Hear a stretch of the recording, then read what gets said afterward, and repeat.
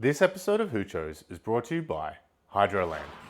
Welcome back to Hoochos. Today on Hoochos, I'm going to show you how to build this. This is a raised wicking hydroponic garden bed. In this video, I'm going to be covering how to construct these grow beds, what media to use, 2 different ways of feeding this bed from a float valve, as well as the appropriate wicking materials and how to mitigate rain affecting wicking, auto-refilling, self-watering garden beds or grow beds like these.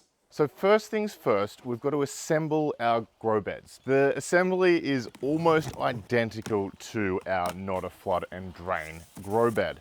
These legs that I'm using, I'm actually able to supply you a link to in the description. They're from EVABarrier and they're about $60 for 2. So that makes them about $30 each, which is remarkably cheap. No sponsored placement, just really good value products. I just got 3-meter lengths of 200 by 50 treated pine and screwed them together.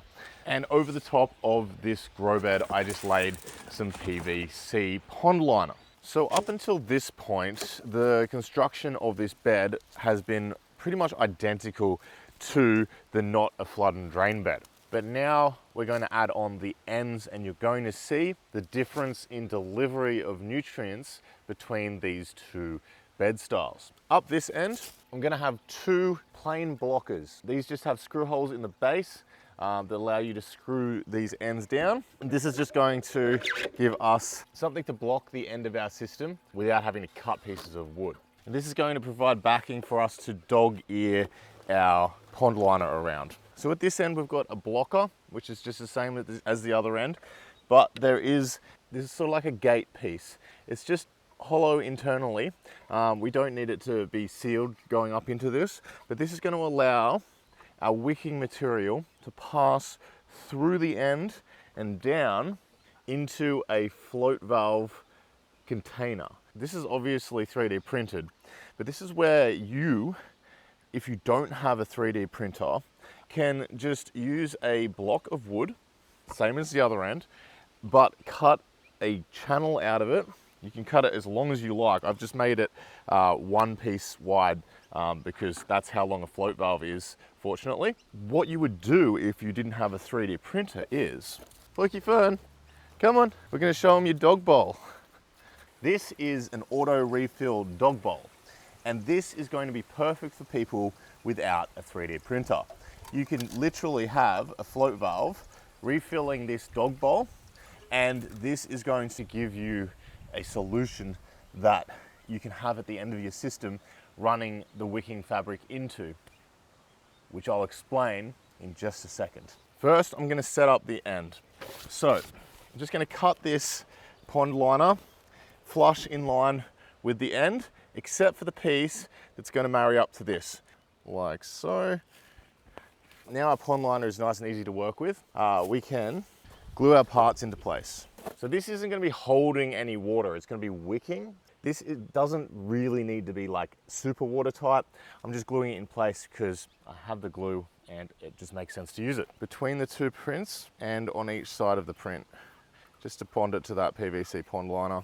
This one can be bonded along the bottom as well, just to stop any water leaking out from this side, gonna overflow out through the float valve. You could actually have a gap on the other side as well as a drainage point. That might be a good idea if you want to use 2 of these. I'm already here, so this is what's happening. So I'm now going to remove the pond liner, but I'm going to leave a square of pond liner here, like so, and then I'm just going to trim it off flush with the timber, like so. This is a float valve compartment that I've designed to hold a float valve and also to stop wicking fabric from interfering with the float valve. It's also PETG, so it's going to bond really nicely to this pond liner, which we are going to stick it to and screw our float valve onto. And into that, our float valve can be placed. And for the top, we have a lid. So for the wicking material, unfortunately, I have had the hardest time finding this to supply to you on Hydroland. So we're still looking for capillary matting to supply to our Australian Hydroland customers, but you can get this on eBay through nursery supply stores and such, but it's very hard to find this exact green and white matting. You will be able to find black capillary matting. The problem I have is identifying how well it wicks when you're ordering it online. This stuff is fantastic, so I'm gonna use this, and I'm in the process of getting samples for Hydroland so I can supply you with a really good capillary matting that isn't just like some random felt. In the meantime, search nursery supply stores and horticultural centers capillary matting. Just make sure it's a capillary matting that is made for wicking and such. Because some of it's just weed mat and it doesn't wick very well at all. This I cut to size. I was actually planning on using it for the flood and drain bed. I was going to just put this at the base as a double measure to make sure that the water was spreading across the entire base, but the water is actually pooling in that bed, going up about 1 centimeter or 2. So I'm glad I didn't put this wicking mat in there. So we're just going to lay the capillary mat along the channel all the way down to the end. It doesn't matter if it doesn't cover the whole channel because the cocoa will wick for us. We're going to cut a section that's going to dip through our 3D print and down into our float valve compartment. How long do we want it? I reckon about there. This is going to slide through our print out the other side, and it's going to slide down into the space that I've designed like so. And it's stopped from being able to interfere with the float valve's operation, but still has access to the water and nutrient. And this, oh wow, I've not designed that very well, that lid. I'm gonna have to put a cutout in the back of that so that it allows that wicking material to pass through it. This is why I test things. But that lid, once I've redesigned it, will just fit over the top and externally cover that wicking material. Okay, so I'm now running plumbing for this system. I was originally going to run the plumbing from that tank behind me and use the water pressure from the pump to feed the float valve, because the float valve is above the reservoir, and that is a legitimate way of feeding a bed like this. Or you have a reservoir that is above this system, which I also have, and that is the direction that I'm going to go with this system. This is below my main res for the greenhouse, and this may sound like a crazy amount of hose to use, but I'm actually planning on setting up systems in this area. As you can see, we've got some cracky buckets here ready to go, and this is going to feed all of those systems. So I'm bringing this hose all the way to my main res, which is behind my greenhouse, and it's a 1,000 litre IBC, and it feeds the greenhouse already. So it's going to be the main tank that feeds all the systems down in this area once I expand a little bit more. And this is going to be the main feeder hose for all of those systems. So I'll put all the plumbing together and I'll show you what it looks like. All these fittings are available on Hydroland as well. Okay, so I'm now going to go and turn on that hose and we'll watch that float valve fill. So it's already full because we don't have to fill up a whole bed with water. We just have to fill up this float valve. Yeah, I can already feel that. It's already wet. We'll leave this for a little bit, but you can see how little water we have here to dilute, if that makes sense. So when it rains, this bed is obviously going to capture a lot of water. It's going to flow back into the float valve, but the moment that it becomes sunny again, it will have overflowed, but the moment that the plants use up this amount of water, it starts refilling from the reservoir again. There's no wasted nutrient.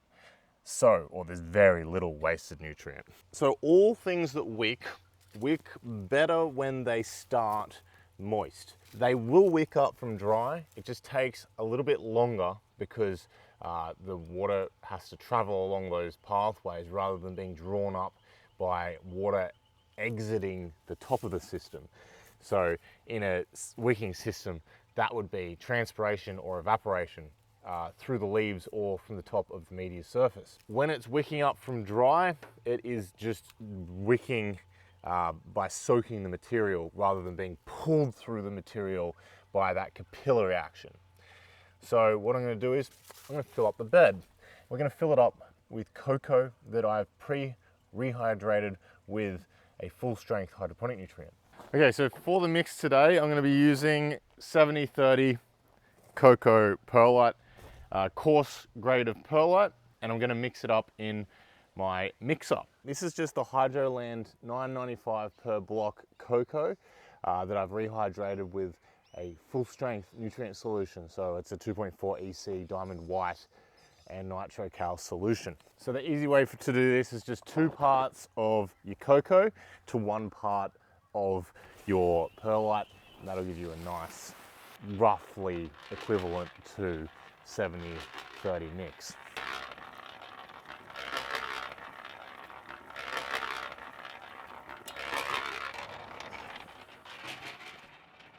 It's been a couple of hours since I set this up, and we're wicking to about here. So it is wicking up along this dry fabric, but once we add in this grow media, it's going to wick a lot faster. What I am trying to test with this system is whether we can actually supply a bed with a float valve at one end, rather than having a channel underneath that feeds throughout the whole bed from different points. I want to know whether this is going to be adequate and whether we see differences in plant growth between this end and that end. Now, one of my predictions would be that we do see differences in plant growth, but I'd like to be surprised and have this system work and not see any difference in the growth of the plants or nutrient deficiencies of the plants from this end to that end. That will be my ideal scenario. So let's add in the media. All right, so this has taken most of 3 bricks of Hydroland cocoa, so that's 30 bucks, plus most of a bag of perlite, which is 40 bucks. That's about $70 worth of grow media to fill this bed, but we're not done yet because I don't want the cocoa exposed to sunlight. So I'm actually going to cover the top of this bed as well with scoria. This is just a volcanic rock. It's pH neutral, and it'll give a really nice look to the top of the bed once I cover it over. Really? Woo-woo! Focus. I reckon we can get it done in 2 bags. So that was just 1 bag. So I reckon we can get like all of it covered in 1.5. So this stuff is not only great for giving protection from the sun so that the cocoa doesn't turn to algae, but it also stabilizes the soil for when it rains, and because this is going to give a hard surface for the rain to fall on rather than the cocoa, which can sort of get a little bit washed out in heavy downpours. All right, so almost 2 bags. Let's just call it 2 bags. So there's 70, 80, 90, almost $100 worth of media. It's half the price of the clay balls, but it will need to be replenished after a few rows, I think, or at least amended with more cocoa. And before we plant it out, I'm going to do one more thing. I'm just going to wet it with some full strength nutrient to get the wicking action happening, and then we can plant it out in the morning.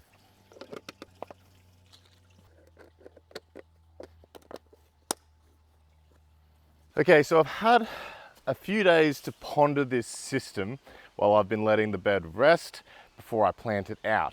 And I am hyper aware of the amount of surface area over a system like this. In buckets and in a greenhouse especially, but even if outside of a greenhouse, an NFT has very little surface area with which to collect nutrients.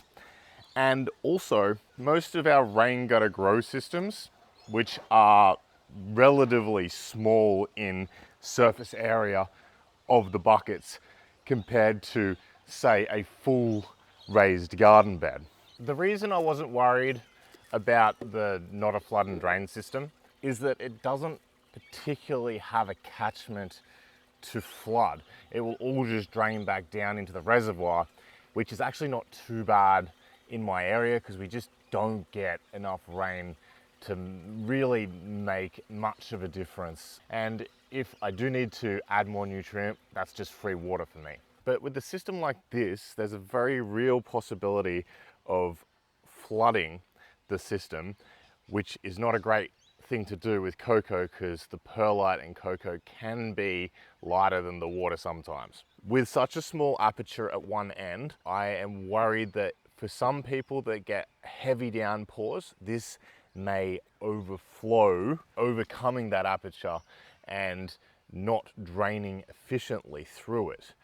So what I've done is, for those of you in really rainy locations, I've adapted end pieces which allow you to have the opposite end to the float valve run through a grate, which is then channeled out the base on the other side of the print. I've raised the grate up one section so that the water and nutrient won't wick up and drain out the other side if it's on a slight angle.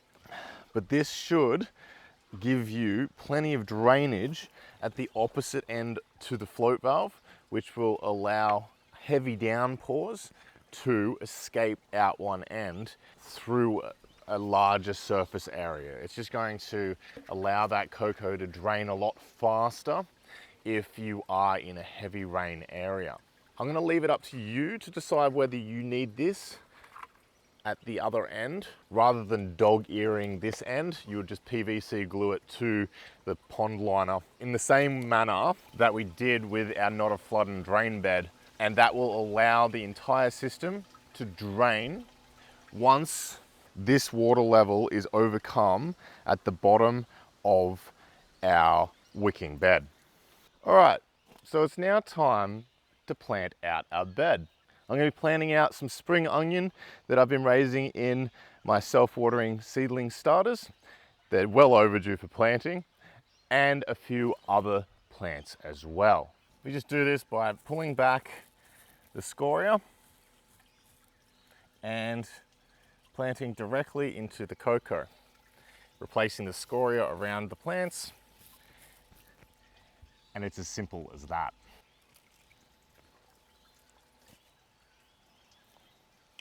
Yep, definitely well past due for planting. And this is some Sicily purple heirloom cauliflower.